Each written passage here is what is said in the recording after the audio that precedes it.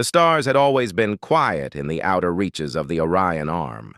Commander Thirikal had spent 40 years exploring this region of space, and in all that time, he had never found anything truly surprising. Dead planets, empty asteroid fields, the occasional ancient wreckage from wars fought long before his species had learned to walk upright. The universe, he had come to believe, held no more secrets for him. He was wrong. The Gentle Current was a Valanthe exploration vessel, one of the finest in the Galactic Concordance fleet. Its hull was smooth and silver, designed to slip through space like water flowing downhill. The crew numbered 200, all of them trained scientists and explorers who had dedicated their lives to mapping the unknown. They had visited over 3,000 star systems together. They had seen wonders that most species could only dream about, but none of them were prepared for what appeared on their sensors that morning. Thirikal was resting in his quarters when the alert came through. His first officer, a young female named Korith, spoke through the communication system with a voice that trembled slightly. In all the years he had known her, Thirikal had never heard her sound afraid. "Commander," she said, "you need to come to the bridge. Immediately." He found his crew gathered around the main viewing screen, their large eyes wide with confusion. The Valanthe were a tall species, thin and graceful, with pale blue skin and four-fingered hands. They had evolved on a gentle world of shallow seas and soft winds. Their entire civilization was built on the principles of peace and careful study. Violence was foreign to them. Fear was something they rarely experienced. Yet fear was exactly what Thirikal saw on their faces now. On the screen floated a ship unlike anything in the Concordance database. It was ugly. There was no other word for it.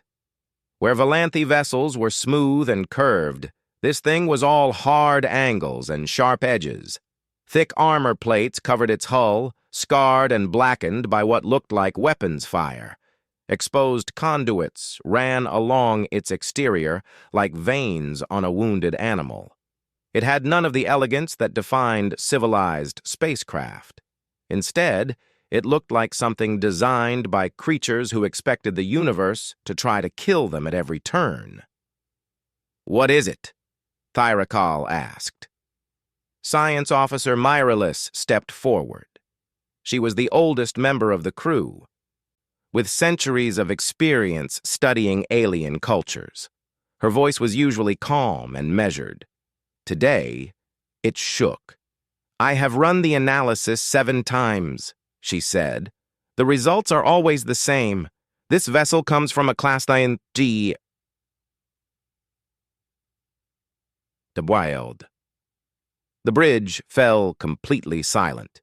Every species in the Galactic Concordance knew about Deathworlds. The classification system had been developed thousands of years ago to categorize planets based on their hostility to life. Class Y worlds were harsh but survivable, with extreme temperatures or thin atmospheres that made colonization difficult. Class 2 worlds were genuinely dangerous, home to predators and poisons and environmental hazards that required constant protection. But Class 3 worlds were something else entirely. Class 3 planets were places where life should not exist.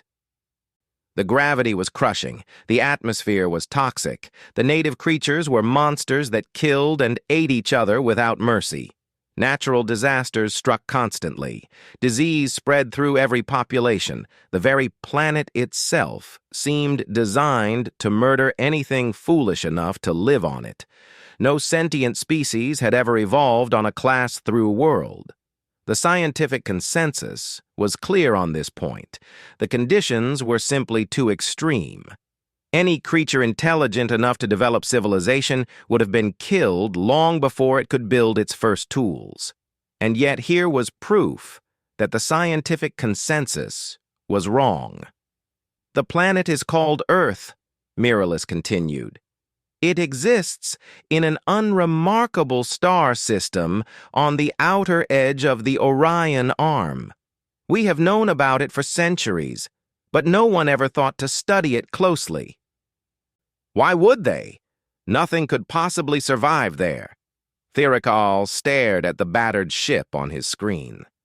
Something did survive, he said quietly. Yes, Commander. Something did. The vessel bore markings in a language no one, on the gentle current, could read. After several hours of analysis, the translation systems finally managed to decode the text. The ship was called the Horizon's Edge. It belonged to a species that called themselves humans. Humans. The word felt strange in Thirikal's mouth when he spoke it aloud. Long-range scans revealed more details about the alien vessel. It was badly damaged. Several sections had been torn open and then sealed with crude patches. The propulsion systems were barely functional. Life support was failing. By every reasonable measure, the ship should have been dead in space. Its crew long since perished, but the sensors detected life signs. 4 of them. Faint, but steady. There were survivors. Thirikal faced a difficult decision. Concordance protocols were clear about first contact situations. Unknown species were to be observed from a distance until their intentions could be determined. Direct interaction was forbidden without approval from the Council. The risks were simply too great. But those protocols had been written for encounters with civilized beings, species that had evolved on safe worlds and developed technology through centuries of peaceful advancement. The creatures on that ship had crawled out of a Class 3 Deathworld. They had built spacecraft despite coming from a planet that should have killed them. They were, by definition, unlike anything the Concordance had ever encountered. They might be dangerous beyond imagination, or they might be dying, in need of rescue, just like any other beings in distress. Thirikal made his choice. Open a channel, he ordered. All standard frequencies. Transmit peaceful greetings and offer assistance. The communications officer obeyed, sending the message out into the void. Then they waited. Minutes passed, then hours. The alien vessel drifted in silence, giving no indication that anyone had heard them. Perhaps their communication systems are damaged, Korith suggested. Perhaps, Thirikal agreed. Or perhaps they simply cannot understand us. He looked at the battered ship, thinking about the creatures inside. They had survived a death world. They had built a vessel capable of crossing the stars. They had endured damage that would have killed any Volanthi crew 10 times over. What kind of beings were they? Prepare a boarding party, Thirikal said finally. I want to meet these humans for myself. His crew exchanged nervous glances, but no one argued. They were explorers, after all. This was what they had trained for. This was why they had left their comfortable homes and ventured into the unknown. But as the preparations began, Thirikal could not shake the feeling that everything was about to change. The universe had just revealed a secret it had kept hidden for millions of years. Somewhere out there, on a planet of death and destruction, a species had risen against all odds. And now they were here. Lieutenant Kaveth had served on the Gentle Current for 15 years. He had explored ancient ruins on forgotten moons. He had walked through the remains of civilizations that had died before his species learned to speak. He considered himself brave. He considered himself prepared for anything. He was not prepared for this. The boarding party consisted of 6 Volanthi specialists, each wearing full environmental suits designed to protect them from hostile atmospheres. They carried scanning equipment, medical supplies, and translation devices. They did not carry weapons. The Volanthi had abandoned weapons centuries ago. They had no use for them. As they approached the alien vessel in their shuttle, Kaveth studied its hull through the viewport. Up close, the damage was even worse than it had appeared on sensors. Great gashes ran across the armor plating as if something had tried to tear the ship apart with giant claws. Burn marks surrounded several sections where fires had clearly broken out. One entire section of the ship was simply gone, replaced by emergency patches welded into place with rough, desperate skill. "How is anyone still alive in there?" one of his team members whispered. Kaveth did not have an answer. The shuttle docked with the alien vessel through a damaged airlock. The seal was imperfect, and Kaveth could hear air hissing through tiny gaps in the connection. Everything about this ship seemed broken. Everything seemed wrong. He took a deep breath and opened the inner door. The first thing that hit him was the gravity. It slammed down on his shoulders like a physical weight, forcing him to brace himself against the doorframe. His suit's readout showed the gravity at nearly twice the Volanthi standard. To the humans, this was apparently normal. To Kaveth, it felt like the ship was trying to crush him into the floor. The second thing was the atmosphere. His sensors screamed warnings at him. The oxygen levels were dangerously high, far beyond what any civilized species would consider safe. Oxygen at these concentrations was corrosive. It damaged cells. It accelerated aging. It was, quite literally, a slow poison, and the humans breathed it constantly. "Stay alert," Kaveth said to his team, though he was not sure what they were supposed to stay alert for. Everything about this environment was hostile. Everything was dangerous. They moved through the ship slowly, following the life signs on their scanners. The interior matched the exterior in its brutal practicality. There were no decorations on the walls, no artwork, no soft colors or gentle curves. Everything was metal and hard plastic, built to withstand punishment rather than provide comfort. Warning labels covered every surface, describing hazards that made Kaveth's blood run cold: radiation sources, toxic chemicals, high-voltage electrical systems, pressurized containers, flammable materials. The entire ship was a death trap, filled with dangers that would kill a Volanthi in minutes. Yet the humans lived here. They worked here. They apparently considered this acceptable. The life signs led Kaveth's team to what appeared to be a medical bay. The door was stuck, so one of his team members tried to force it open. Before they could, the door slid aside on its own, revealing the interior. 4 creatures stood inside, watching the Volanthi with expressions that were impossible to read. Kaveth's first thought was that they looked fragile. They were shorter than Volanthi, with soft skin and rounded features. They had only 4 limbs, 2 for walking and 2 for manipulation. Their eyes were small and forward-facing, like predators. Their mouths were full of teeth designed for both cutting and grinding, suggesting they ate both plants and animals. His second thought was that they did not look afraid. Given their situation, trapped on a dying ship in unknown space, being boarded by aliens they had never seen before, any reasonable species would show fear. But these humans simply watched and waited, their strange faces calm and patient. One of them stepped forward. It was a male, according to the scanner, with dark hair cut short and a face covered in rough stubble. He raised one hand in a gesture that seemed intended to be peaceful. "Hello," he said. His voice was rough and deep.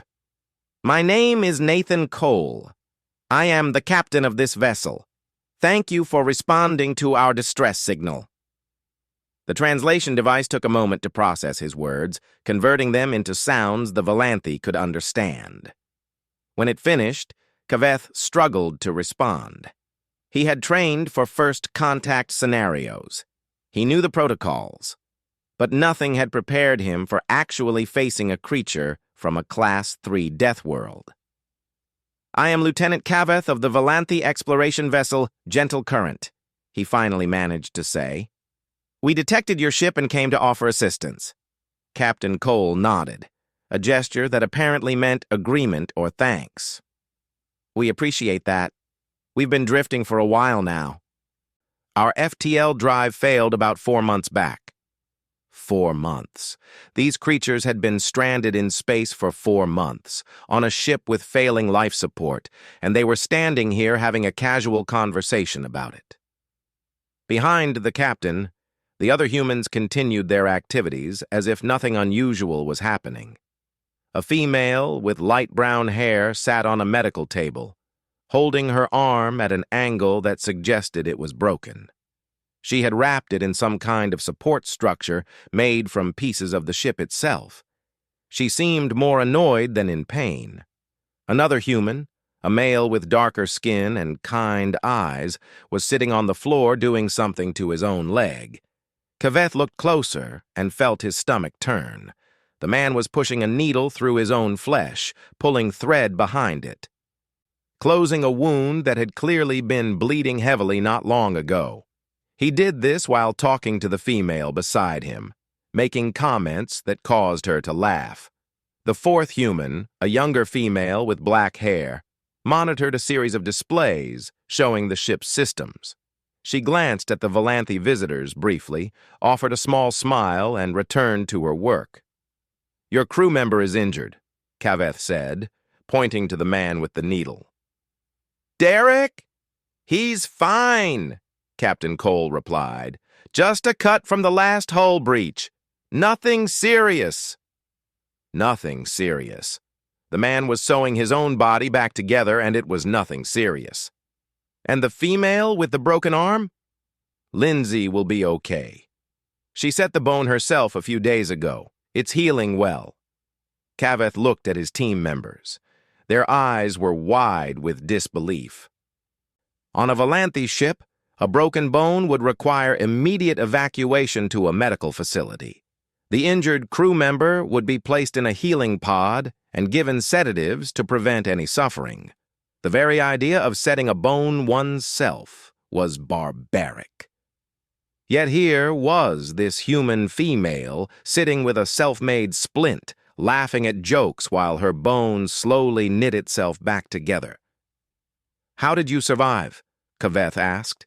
He could not stop himself from asking.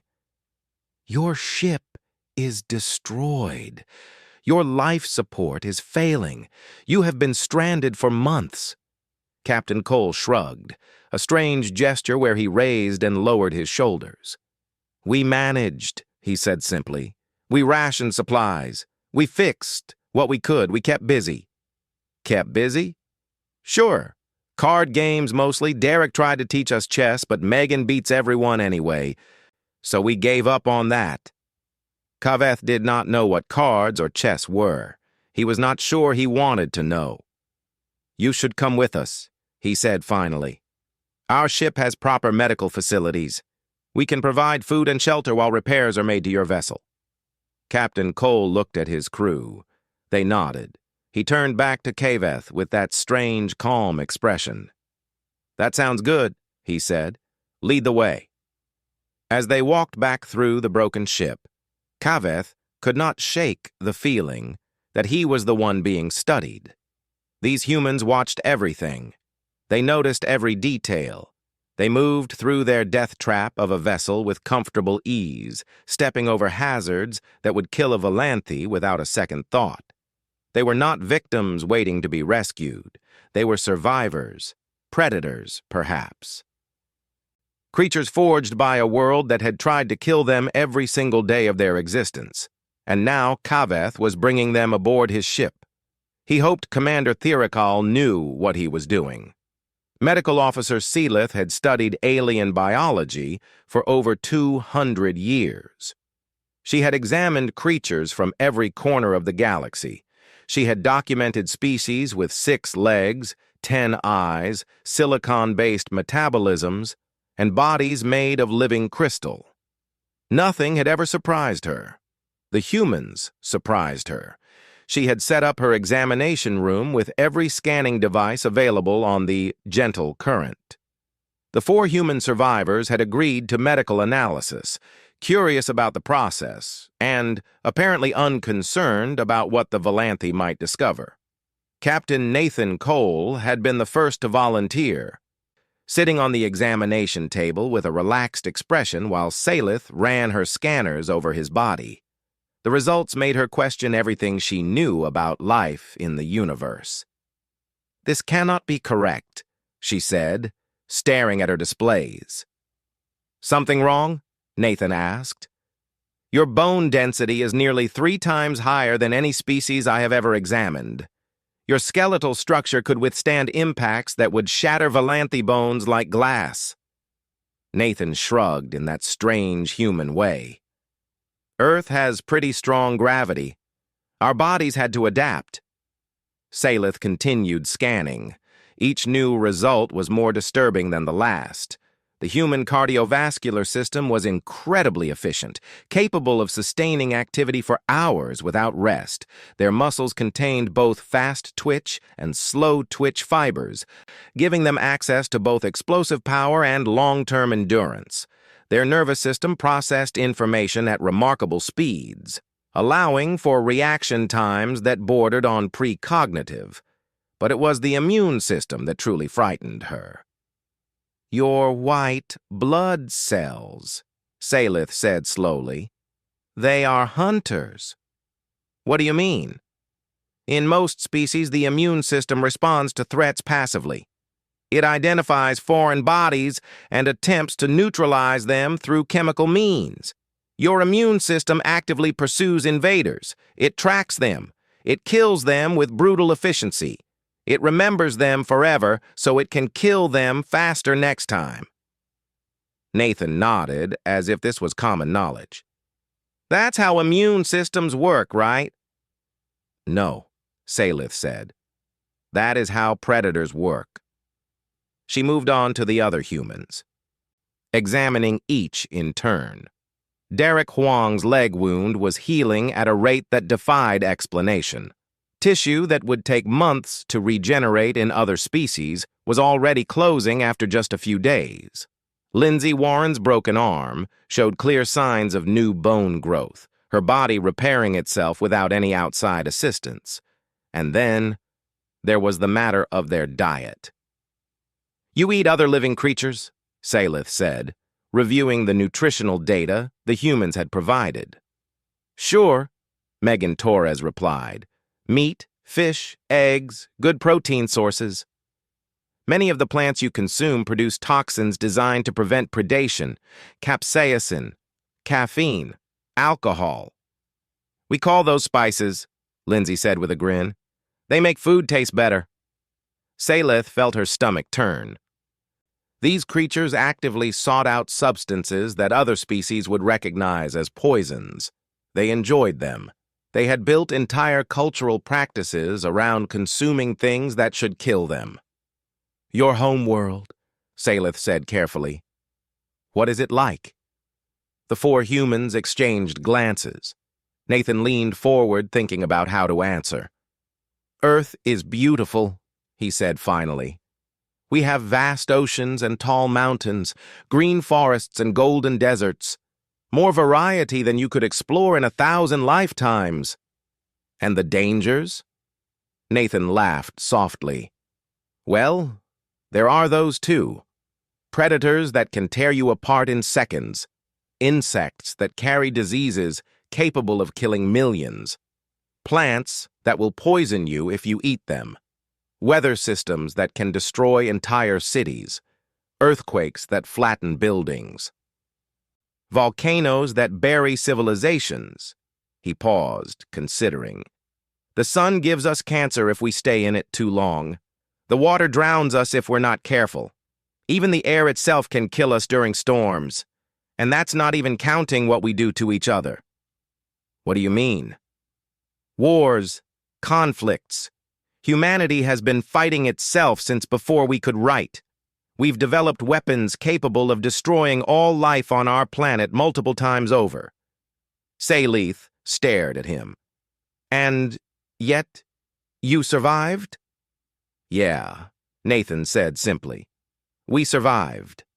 The psychological evaluations were conducted by behavioral specialist Threen, who had even less success making sense of the humans than Salith had. They showed no signs of the trauma that should have resulted from their ordeal. They spoke about their months of isolation with casual detachment. When asked about fear, they admitted to feeling it, but described it as something to be managed, controlled, pushed aside when necessary. Fear is useful, Derek explained during his evaluation. It keeps you alert. But you can't let it control you. If you panic every time something goes wrong, you die. What do you do instead? You focus on the problem. You find solutions. You keep moving forward. Thryn made notes, trying to understand. Among Valanthi, fear was a signal to retreat, to seek safety, to avoid danger. The idea of facing fear directly and pushing through it was completely foreign. "Tell me about endurance hunting," Thryn said, referencing something he had found in the Human Historical Database. Derek smiled. "That's an old technique, probably the oldest form of hunting on Earth. Our ancestors didn't have claws or fangs or speed. They couldn't catch prey in a short chase, so they just kept following, walking, running when they had to, hour after hour, sometimes for days. Eventually, the prey would collapse from exhaustion. Then we would catch it." "You pursued creatures until they died from being chased?" "Pretty much. Humans aren't the fastest or strongest animals on Earth. But we have something better. We don't stop. We just keep going.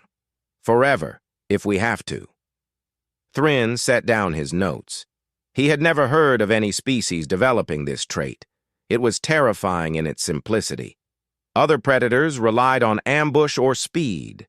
Humans simply refused to give up. "Is this why you survived on your damaged ship?" he asked. "Because you refused to give up?" Derek considered the question. "Partly, but also because we had each other. Humans are social creatures. We work together. We protect each other. Nathan's a good leader, and Lindsay and Megan are the best at what they do. Alone, any of us might have died. Together, we had a chance." By the end of the first day, the crew of the Gentle Current had developed a healthy respect for their human guests. Some of that respect was admiration. These creatures had survived things that would have killed any Valanthi. They had built a civilization on a planet designed to destroy them. They had reached the stars through sheer determination, but some of that respect was fear. Commander Thirikal reviewed all the reports in his quarters that night. He read about bone density and immune systems and endurance hunting. He read about the weapons humanity had created, the wars they had fought, the world they had conquered through nothing but stubborn refusal to die. And he made a decision. The Galactic Concordance needed to know about this. Every species in the galaxy needed to understand what had just emerged from the darkness between stars. Humanity was not just another civilization joining the community of sentient beings. Humanity was something new, something unprecedented, something that could change everything. For better or for worse, the galaxy would never be the same. Thirikal began composing his message to the Council. Word spread through the Galactic Concordance faster than light itself. Within 3 days of Commander Thirikal's initial report, vessels from a dozen different species had arrived to study the humans. The quiet region of space near the dying red dwarf had become the most crowded sector in the galaxy. The Gentle Current had never hosted so many visitors. Valanthi crew members guided delegations through the ship's corridors, trying to maintain order, while scientists and diplomats pushed forward, desperate to see the impossible creatures for themselves. The Keth Mari were the first to arrive. They were an insectoid species, tall and angular with compound eyes that saw in spectrums other species could not imagine. Their society was built on logic and analysis. They approached every problem with cold, calculating precision. Their lead scientist, a figure named Chirix, observed the humans for 18 straight hours. He watched them eat. He watched them sleep. He watched them interact with each other and with the Volanthi crew. When he was finished, he filed a formal report with the Concordance Council. The report recommended that humanity be classified as apex predators and quarantined immediately. They exhibit every behavioral marker of a persistence hunting species, Chirix explained during his presentation.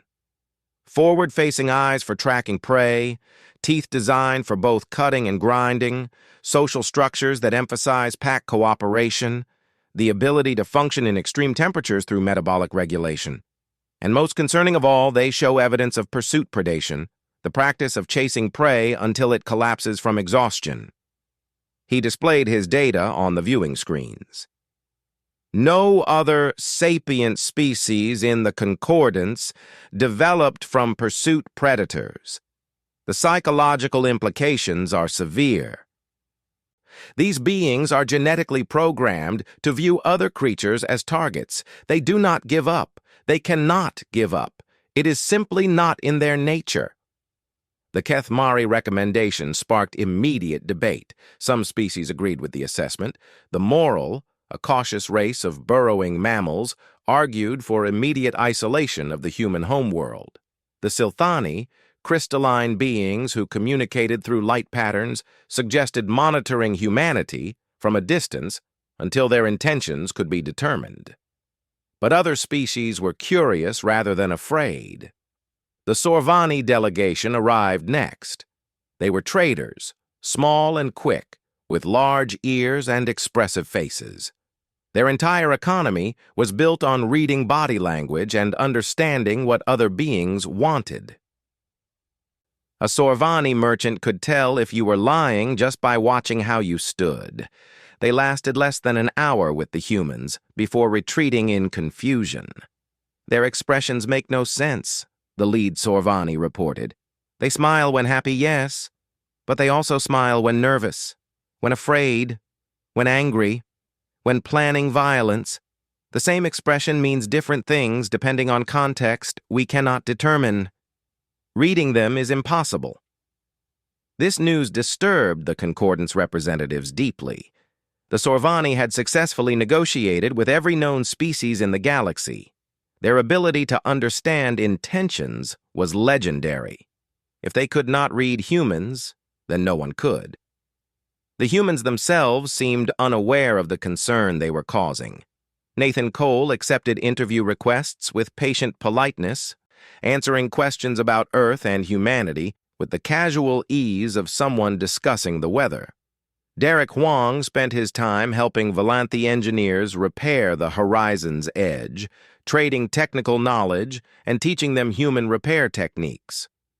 Lindsay Warren joined the Volanthi crew for meals, happily explaining human food culture to anyone who would listen. Megan Torres somehow ended up playing games with a group of young Sorvani, teaching them something called hide and seek that left them giggling with delight. Then the Vreth arrived. The Vreth were the military power of the Concordance. They had evolved on a Class II world, one of the harshest environments to produce a civilized species. They were massive creatures, standing nearly 3 meters tall, with thick armored skin and muscles that could crush metal. For thousands of years, they had been the strongest beings in known space. Their champion, a warrior named Gorthal, had come specifically to test the humans. "We have heard claims about your physical abilities," Gorthal said, standing before Derek Huang in the Gentle Currents cargo bay. A crowd of aliens had gathered to watch. "I wish to see if they are true." Derek looked up at the Vreth warrior. The human barely reached Gorthal's chest. By every visible measure, he should have been completely outmatched. "What kind of test?" Derek asked. "Strength, endurance, combat if you wish." Derek considered this for a moment, then shrugged. "Sure. Why not?" The test began with simple strength measurements. Gorthal lifted weights that would crush a Volanthi. Derek lifted the same weights. The Vreth increased the difficulty. Derek matched him. They continued back and forth, each attempting to outlast the other. 30 minutes in, Gorthal was breathing heavily. His muscles trembled with effort. Sweat ran down his armored hide. Derek was still smiling. "You do not tire," Gorthal said, disbelief clear in his voice. "I'm getting there," Derek admitted. "But we can keep going if you want." They switched to endurance testing, running, climbing, sustained physical activity. The Vreth were known for their stamina. No species in the Concordance could match them. Derek kept pace with Gorthal for 2 hours before the Vreth finally called for a rest. "Impossible," Gorthal said, sitting heavily on a cargo container. "You are smaller. Your muscles are weaker. How do you maintain such endurance?" Derek sat beside him, barely winded. "Humans are built for long-distance movement. We evolved that way. On Earth, our ancestors could chase prey for days without stopping. Our bodies are designed to regulate heat, conserve energy, and keep going when other creatures would collapse." Gorthal stared at him. "You are telling me that your species hunted by simply refusing to stop?" "Pretty much, yeah." The Vreth warrior was silent for a long moment. Then, slowly, he began to laugh. It was a deep, rumbling sound that echoed through the cargo bay. "I have fought against every species in the Concordance," Gorthal said. "I have defeated champions and warriors and soldiers without number. And now I learn that somewhere in the universe there exists a species that wins battles simply by being too stubborn to quit." He extended his hand toward Derek, a human gesture he had apparently learned. "I think I like you, human." Derek grasped the offered hand. "Thanks. You want to get something to eat?" "Yes. I believe I would like that very much." As the unlikely pair walked toward the dining area, Commander Thirik All watched from a distance. He had observed the entire test, growing more thoughtful with each passing minute. The other species feared humanity because they were dangerous. The Kethmari saw them as predators, to be contained. The Sorvani saw them as unreadable threats. Even the Vreth had viewed them as potential enemies before the test. But Thirikal saw something different. Yes, the humans were powerful. Yes, they came from a world of death and violence, but they were also curious, friendly, quick to laugh and slow to anger. They made friends with aliens they had never seen before. They taught games to children. They shared meals with strangers. Perhaps that was the most remarkable thing about humanity. They had evolved on a world that tried to kill them every single day. They had developed the strength and endurance to survive anything. They had built weapons capable of destroying planets. And yet their first instinct upon meeting alien life was to make friends. That, Thirikal decided, was worth considering. The Concordance Council would meet soon to decide humanity's fate. Voices would call for isolation, for containment, for fear. But Thirikal would argue for something else. He would argue for hope. The Concordance Council chamber was the largest structure in known space. It floated in orbit around the galactic core, a vast sphere of crystal and metal that could hold representatives from every civilized species in existence. Thousands of delegations filled its halls today. Millions more watched through broadcast networks that spanned the galaxy. All of them had come to decide the fate of humanity. Nathan Cole stood at the center of the chamber, a single human figure surrounded by an ocean of alien faces. He wore his captain's uniform, cleaned and pressed for the occasion.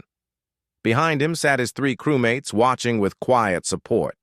The council speaker, an ancient Valanthi named Sarinath, opened the proceedings. "We are gathered to consider the admission of a new species to the Galactic Concordance," Sarinath announced.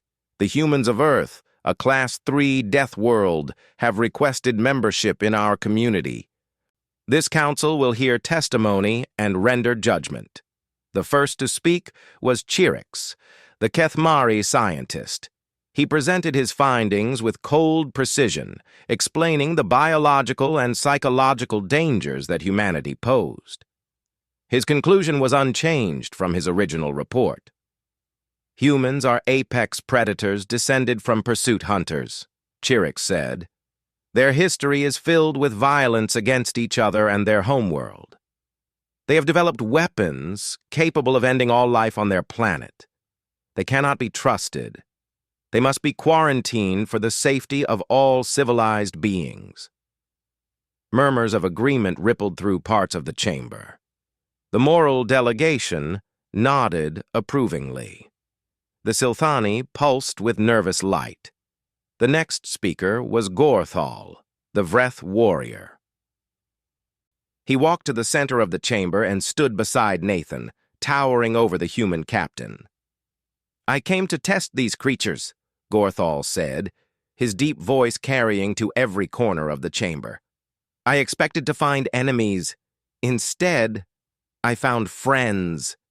He looked down at Nathan with something like affection. "Yes, humans are strong. Yes, they are dangerous, but they are also honorable. The human Derek Huang could have humiliated me during our test. Instead, he treated me with respect. Afterward, he shared food with me.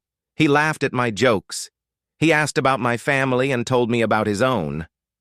Gorthal turned to face the council. "The Vreth evolved on a harsh world. We know what it takes to survive in difficult conditions. We know the choices that survival requires, and I tell you now that humanity has made a choice. They could have used their strength to dominate and destroy. Instead, they reach out in friendship. That is not the behavior of mindless predators. That is the behavior of civilized beings." The chamber fell into thoughtful silence. More speakers came forward. A Sorvani trader admitted that while humans were difficult to read, they had proven honest and fair in every interaction. A Volanthi scientist presented data showing that human aggression was primarily directed inward at themselves rather than outward at other species. A young moral researcher, speaking against her delegation's official position, argued that fear alone was not sufficient reason to reject an entire civilization. Finally, it was Nathan's turn to speak. He stepped forward slowly, looking around at the countless alien faces watching him. Some were curious. Some were afraid, some were hostile, but all of them were listening. "I'm not a diplomat," Nathan began. "I'm not a politician or a philosopher. I'm just a ship captain who got lost in space and happened to meet some very kind people who offered to help." He paused, gathering his thoughts. "I know what you see when you look at me. You see a predator. You see the descendant of creatures who chased their prey until it collapsed from exhaustion.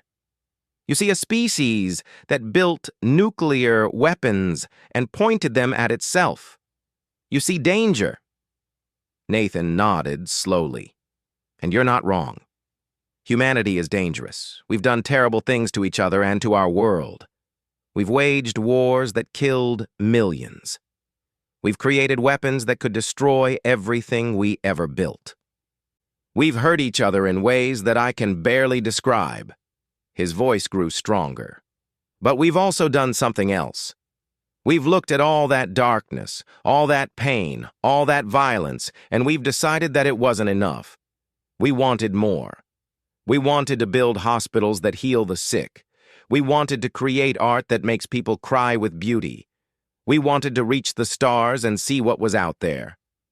Nathan looked directly at the council speaker. "We come from a hard world. It made us hard. It taught us that survival means never giving up, never stopping, never accepting defeat. But it also taught us something else. It taught us that the universe is full of wonders, and that the greatest wonder of all is finding someone different from yourself and learning to be their friend." He spread his hands in a gesture of openness. That's why we're here. Not to conquer, not to dominate, just to explore, to learn, to meet new species and share what we know. We've had enough enemies in our history. What we want now is friends. The chamber was completely silent. Nathan turned to look at his crew, at the Valanthi officers who had rescued them, at Gorthal standing nearby with a proud expression. These people took a chance on us, Nathan said. They found a broken ship full of strange creatures from a death world, and instead of running away, they offered to help. They treated us with kindness when they had every reason to be afraid. They gave us a chance to prove what humanity could be. He faced the council one final time. All we're asking is that you give us the same chance. Let us prove ourselves. Let us show you who we really are. And if we fail, if we disappoint you, if we turn out to be the monsters some of you fear, then you can make a different decision. But give us the opportunity to be something better. Please. Nathan stepped back and stood with his crew. The four humans waited in silence while the council deliberated. 7 days passed. During that time, the humans remained aboard the Gentle Current, guests of Commander Thierikal. They ate meals with the Valanthi crew. They continued their friendships with Gorthal and the other aliens they had met. They answered thousands of questions from curious scientists and reporters from across the galaxy. And they waited. On the 7th day, the council speaker announced the verdict. By a vote of 39-8, the Galactic Concordance has chosen to grant provisional membership to humanity, Saranath declared.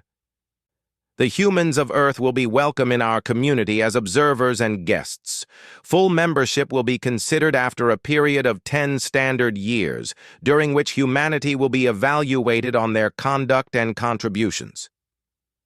Relief flooded through Nathan's body.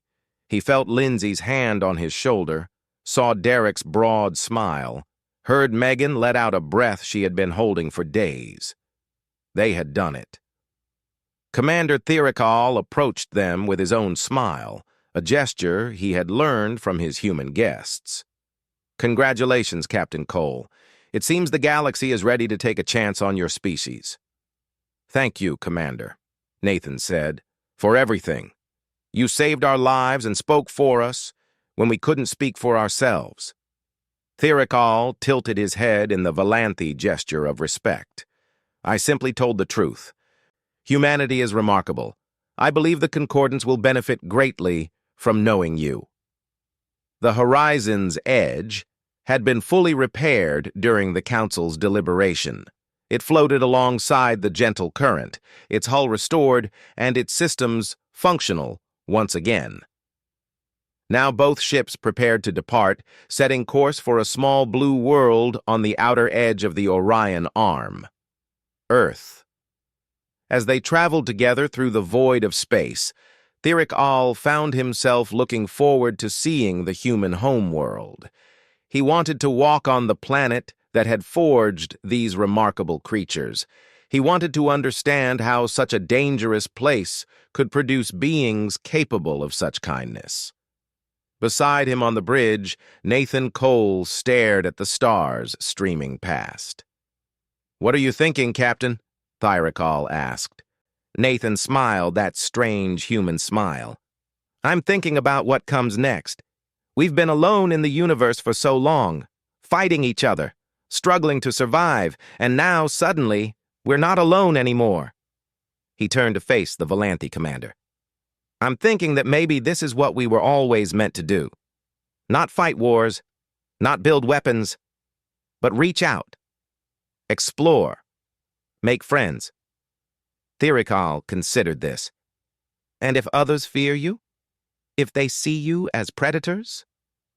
"Then we'll prove them wrong," Nathan said simply. "One person at a time. One friendship at a time. For as long as it takes."